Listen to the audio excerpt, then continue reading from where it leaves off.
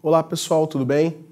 Eu sou o professor Rafael Juca e hoje a gente vai fazer alguns exercícios, aplicados aí aos princípios da óptica geométrica, tá ok? E esses exercícios vão abordar câmara escura, eclipses solar e lunar, tá ok? Então, o primeiro exercício a gente fala de câmara escura e a utilização da câmara escura em algumas medidas. Então, um estudante monta uma câmara escura cúbica de aresta 50 centímetros. Ele a utiliza para determinar a altura de uma árvore. O estudante posiciona a câmera distante da árvore 30 passos. A imagem formada possui 10 centímetros. Lembrando, essa imagem é formada dentro da câmera escura, tá? Ok. Sabendo que cada passo possui 1 metro, calcule a altura da árvore. Importante dizer que a representação que a gente vai utilizar aqui está fora de escala, tá? Então, pessoal, aqui, eu fiz aqui uma pequena representação, uma breve representação do que o problema propõe, tá? Então, aqui o estudante mediu aqui da distância da árvore até a câmara escura, ele deu 30 passos, tá ok? Esses 30 passos é a distância do objeto até a câmara escura. Bom, se a aresta, que a gente representa pelo A, é o lado do cubo, tá certo? E lembrando que se é cúbico, os lados são iguais, tá certo? Todos os lados aqui, eles serão iguais, ok? Então, no próximo quadro, eu vou mostrar para vocês como é que a gente vai representar, o objeto, a imagem e os raios que foram refletidos produzindo a imagem dentro da câmera, ok? Vamos ao próximo quadro. Então, pessoal, nesse quadro eu mostro para você que eu faço a representação da árvore através de uma grande seta, tá certo? Para simplificar o nosso problema, tá? Então, essa seta tem extremidades AB, tá certo? E aí, quando essa árvore ela é iluminada, ela recebe raios luminosos que serão refletidos.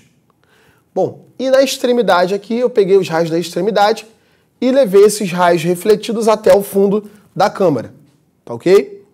E aí, o que ocorreu? Bom, formou-se aqui a imagem.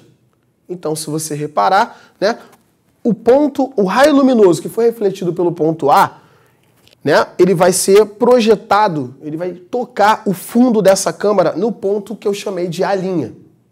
O mesmo ocorre no raio luminoso, que foi refletido pelo ponto B e veio tocar o fundo da câmera no ponto B', tá certo? Então, e isso acontece com todos os raios que estão aqui entre os pontos A e B. Dessa forma, formou-se aqui a nossa imagem e repare, o ponto A representava a parte superior da seta e esse ponto A veio para cá nos mostrando, o raio luminoso que foi refletido tocou esse ponto aqui, refletido por A, tá certo? Então, a gente tem uma imagem aqui formada de cabeça para baixo, que a gente chama de invertida, tá? E aí, vamos então aos dados do problema. Lembra dos 30 passos? Que é a distância da árvore até a câmara escura? A gente vai chamar de P, tá ok? Então, anotei aqui que P é igual a 30 passos. Bom, se eu sei que o P são 30 passos e cada passo possui 1 metro, isso significa que o P corresponde a 30 metros. Tranquilo? Maravilha. Vamos deixar isso aqui guardado. Bom, lembra da nossa câmara escura cúbica, que tem aresta A? Então, se ela tem aresta A, significa que todos os lados são iguais, e já que ela é cúbica. Logo, a gente vai chamar de P' a distância do orifício da câmara até o fundo dessa câmara, ou seja, que é exatamente igual a aresta. Então, A é igual a P'. Então, o P' é igual a 50 centímetros. Bom, o problema diz que a imagem formada possui 10 centímetros. Ok? Vamos deixar guardadinha aqui a informação, novamente. E aí, eu quero saber, a gente utiliza esse problema para calcular a altura da árvore. E aí, você pode observar comigo aqui que nós temos dois triângulos aqui. O triângulo ABO e o triângulo A'B'O. Ok? Repare aqui, ó. Esse ângulo aqui e esse ângulo, eles são opostos pelo vértice. Isso significa que eles são iguais. De outra maneira, olha aqui. Tá vendo esse ângulo formado aqui, ó, em B? Bom, pela lei dos ângulos alternos internos, esse ângulo aqui também é igual a esse daqui. Tudo bem? Já que essas duas retas aqui, elas são paralelas. Assim sendo, nós temos que o triângulo ABO é semelhante ao triângulo A'B'O. Bom, já que são semelhantes, a gente pode relacionar essas grandezas utilizando uma proporção. Como? H está para I. Então, H está para I. Assim como o P está para P'. Então, assim como o P está para P'.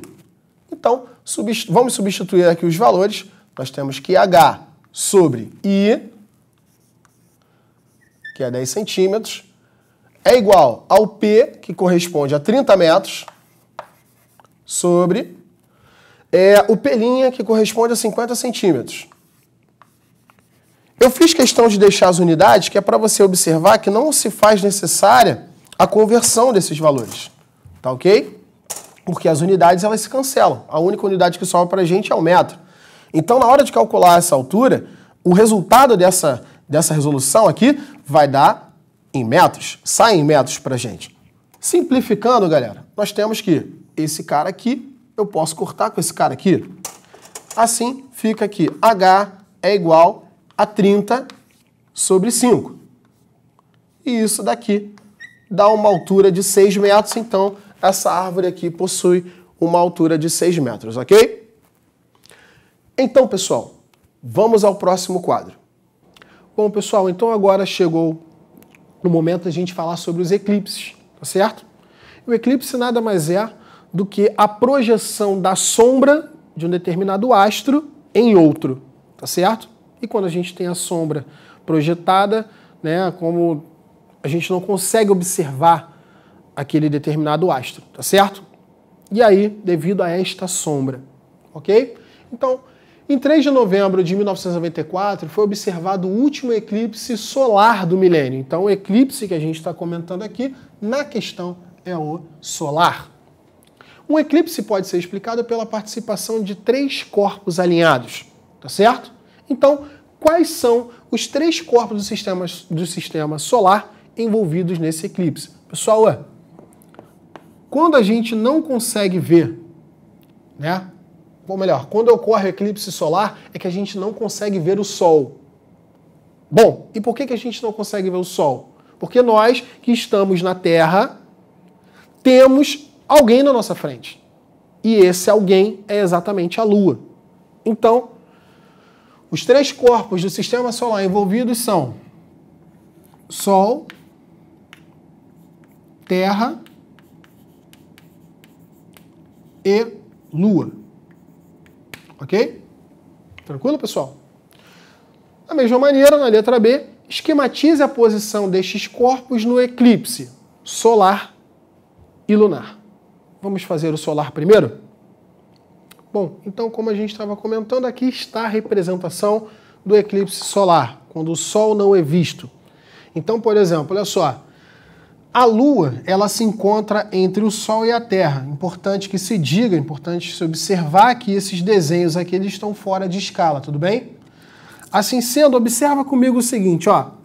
Nessa região aqui, nessa pequena regiãozinha aqui marrom, estou representando aqui agora, nessa pequena região, não chega nenhuma parcela de luz. Então, aqui, os habitantes da Terra que moram nessa regiãozinha aqui, verão o eclipse total, tá ok?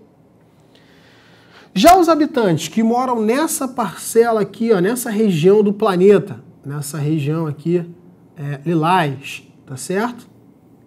Eles também verão o eclipse, só que um eclipse do tipo parcial. Por que o eclipse parcial se forma nessas duas regiões? Porque são duas regiões de penumbra, tá certo? Então, pessoal, aqui está o eclipse solar. Então, aqui nós veremos como funciona o eclipse, como ocorre o eclipse lunar, tá ok? Então, pessoal, devido ao movimento da Lua em relação à Terra, bom, uma hora ela está à frente da Terra, que é o solar, então aqui está representado o lunar, tá certo? Então, observe que a Lua, ela fica atrás da Terra com relação ali ao Sol, tá certo? Então, nessa posição aqui, repare, toda a sombra da Terra está sendo projetada aqui nessa região. Então, aqui eu tenho a sombra da Terra, tá certo? Tudo aqui é sombra. Nesse momento, a Lua se encontra aqui, nessa posição, então a gente tem o eclipse lunar total, ok? Tal como aconteceu no solar, também ocorre o eclipse parcial da Lua, que ocorre exatamente quando a Lua se encontra numa região de penumbra, tá certo? E aí a gente tem o eclipse lunar parcial, tá certo? Então, pessoal, por hoje é só. Até a próxima.